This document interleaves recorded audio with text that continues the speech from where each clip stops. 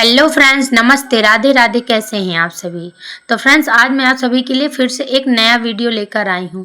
तो मेरे चैनल में आप सभी का बहुत बहुत स्वागत है। आज हम सीखेंगे 3 ब्लाउज की एक साथ कटिंग। यह है तीनों ब्लाउज का कपड़ा।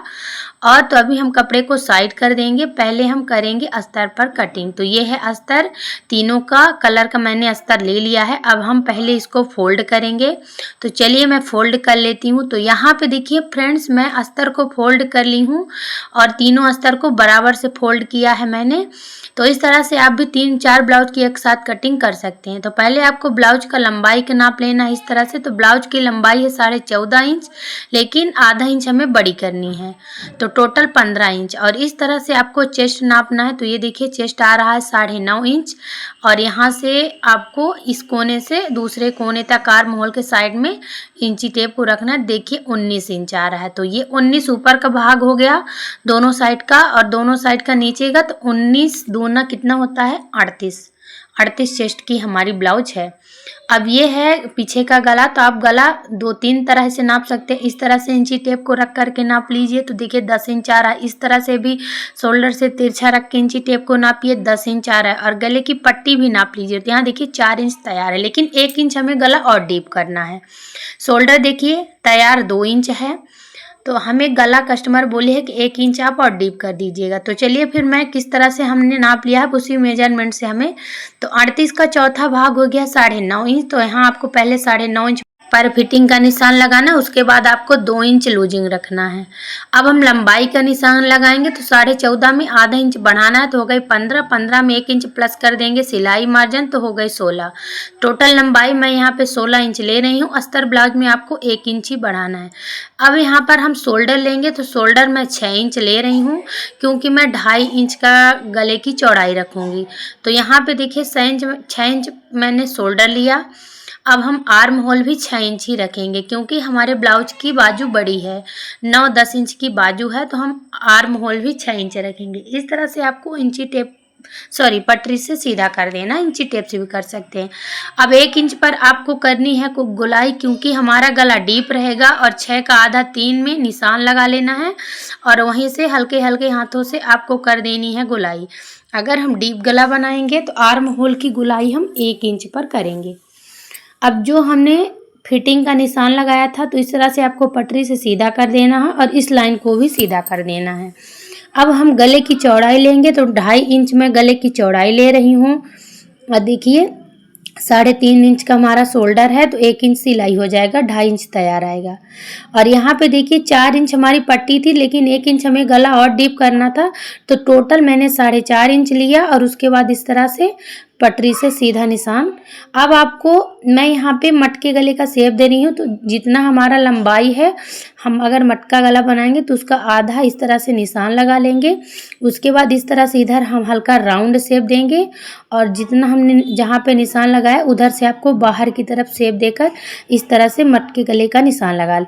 यहाँ पे एकदम से मैंने ज़्यादा मटका गले का घेर नहीं दिया है, क्योंकि कस्टमर का कहना है कि मटका गला रहना चाहिए, लेकिन थोड़ा सा कम रहना चाहिए। तो इसलिए मैंने, तो यहाँ पे देखिए हमारे पीछे वाले पल्ले का परफेक्ट निशान मैंने लगा दिया है। अब मैं यहीं से कर दूंगी इसकी कटिंग। आज हम अलग अलग कटिंग करेंगे। पहले हम एक साथ निशान लगा लेते थे, लेकिन आज हम पहले कटिंग कर लेंगे बैक पार्ट। तो यहाँ पे देखिए पीछे का पल्ला मैंने कटिंग कर लिया है। अब आपको इस तरह से उठा के आपको पीछे वाले पल्ले को इस तरह से आपको रख लेना है। बस लंबाई का निशान लगाना है और कुछ नहीं। तो यहाँ इस तरह से मैं शोल्डर का निशान लगा ले रही हूँ। उसके बाद से फिर हम इंची टेप से नाप करके निशान लगाएंगे। आर्म होल का निशान मैं नहीं लगा रही हूँ, और जितनी लंबाई थी उतना निशान मैंने लगा लिया है। ये देखिए अब हम इसको उठाकर रख देंगे साइड। अब हम अपने हिसाब से निशान लगाएंगे। इतना बड़ा इस तरह से आपको पटरी लेना है, सीधा निशान करना है।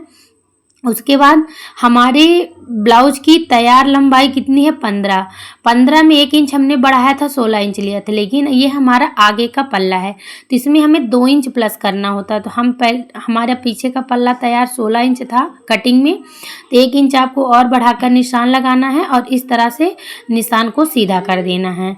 तो आसान तरीका बता रही हूँ। अगर तैयार लंबाई 15 है, तो आगे के पार्ट में 2 इंच बढ़ाना है, और पीछे के पार्ट में 1 इंच। तो इस तरह से शोल्डर 6 इंच और आर्म होल का मैं यहाँ पे 6 इंच पर निशान लगा रही हूँ। 6 इंच से थोड़ा एक सूत ज़्यादा लगा रही हूँ, क्योंकि आगे साइड हमारे पल्ले, आगे वाले पल्ले पर हम जो टक्स का निशान लगाते हैं, तो जब हम टक्स की सिलाई करते हैं तो थोड़ा सा हमारा सिलाई में दब जाता है, तो आर्म होल कम हो जाएगा। इसलिए हम 6 इंच से एक सूत ज़्यादा यहाँ पे मैंने आर्म होल लिया है और इस तरह से आधा इंच पर करनी है गोलाई।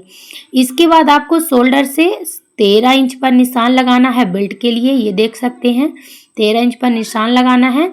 उसके बाद इस निशान को आपको सीधा कर देना है। बहुत ही आसान तरीका मैं आप सभी को बता रही हूँ।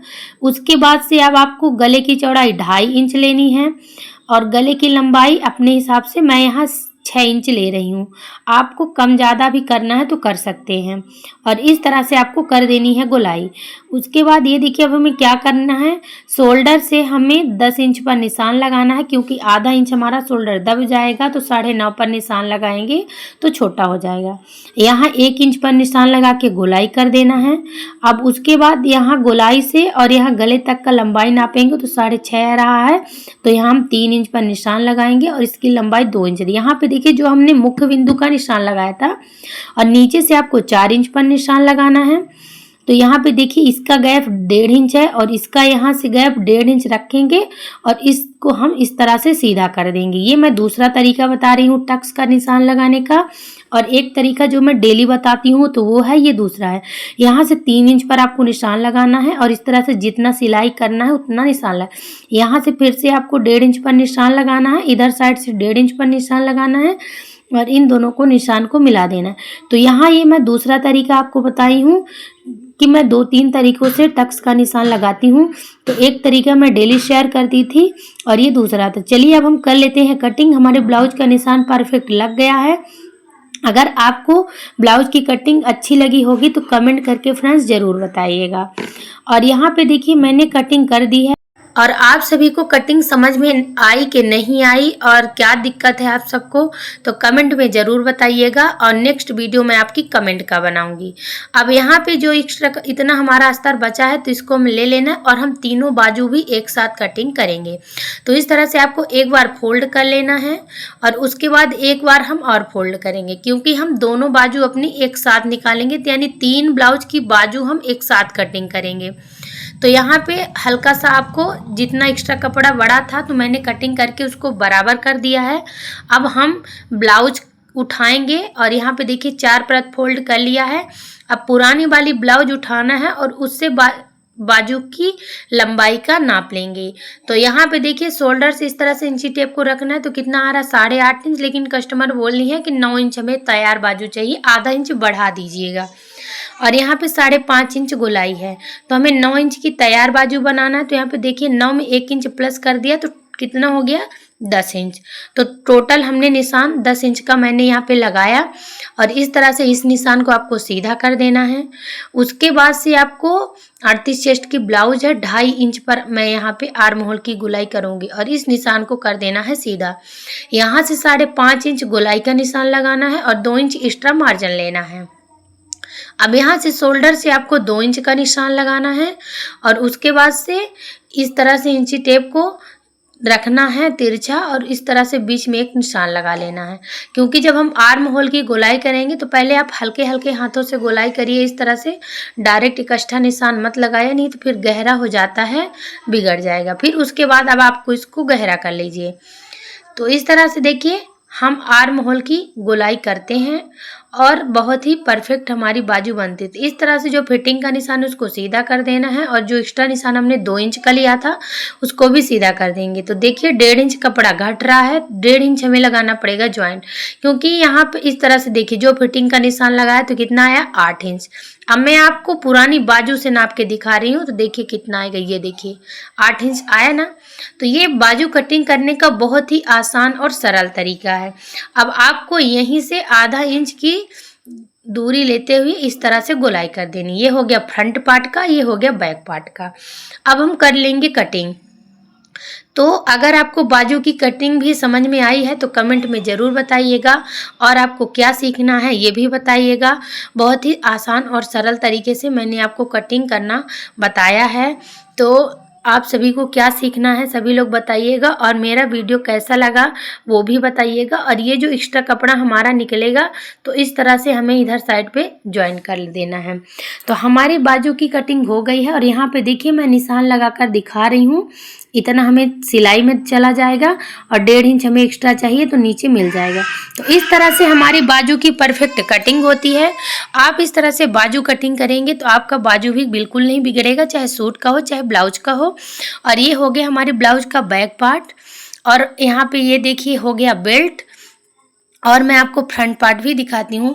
तो सभी की कटिंग कैसी लगी फ्रेंड्स कमेंट में ज़रूर बताइएगा, और आप सभी को क्या सीखना है वो भी बताइएगा, और लाइक शेयर सब्सक्राइब भी कर दीजिएगा। और अब मैं अस्तर पर रख के कपड़े को कटिंग कर लूँगी। तो आज के लिए इतना ही, मिलते हैं नेक्स्ट वीडियो में, तब तक के लिए बाय बाय।